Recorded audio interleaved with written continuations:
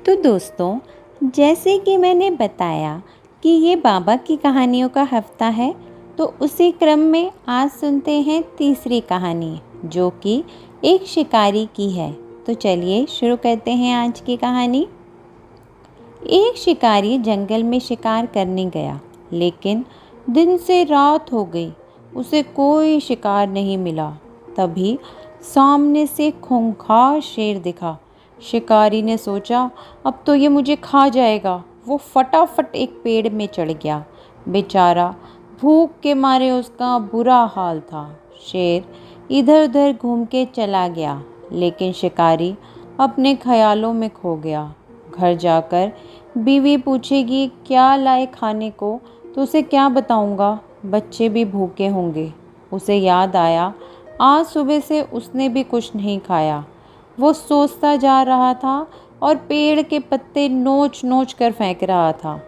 थोड़ी देर में जब शेर चला गया तो बहुत देर हो गई और उसने अपने झोले में देखा तो थोड़ा पानी था। उसने फटाफट एक घूंट में सारा पानी पी दिया और इतनी जल्दी जल्दी पिया कि सारा पानी उसके कपड़ों में, पेड़ में, आसपास सब जगह गिर गया। शिकारी ने सोचा, क्यों ना घर चलता हूँ, अब तो कुछ मिलने वाला नहीं है।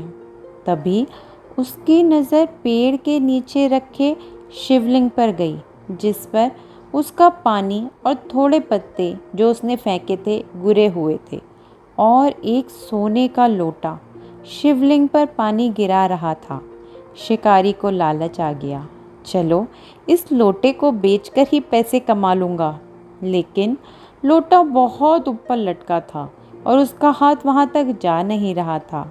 उसने पेड़ से इधर उधर जाकर बहुत कोशिश की, लेकिन वो लोटा निकाल ही नहीं पाया।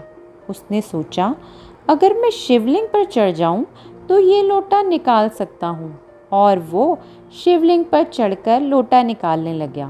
तभी वहाँ भोले बाबा प्रकट हो गए और बोले, बेटा, मैं तेरी तपस्या से बहुत खुश हूँ, बता क्या चाहिए तुझे। शिकारी भोले बाबा को देखते ही चरणों में गिर गया। अरे प्रभु, मैं पापी, ऐसी क्या तपस्या करी मैंने जो आप मुझ पर प्रसन्न हो गए।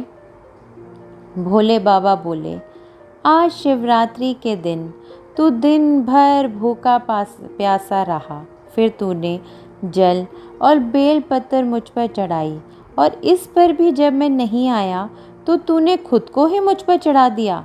इतना सच्चा भक्त मुझे कहाँ मिलेगा। शिकारी ने आसपास देखा और सोचा कि मेरा झूठा पानी शिवलिंग पर गया। नोच नोच कर जिस पेड़ के पत्ते मैंने शिवलिंग पे डाले वो बेल पत्री थी। सुबह से घर में कुछ नहीं था पकाने को, इसलिए भूखा रहा और आखिर में लोटा चुराने शिवलिंग पर चढ़ गया। फिर भी भोले भंडारी मुझे अपना सच्चा भक्त कह रहे हैं।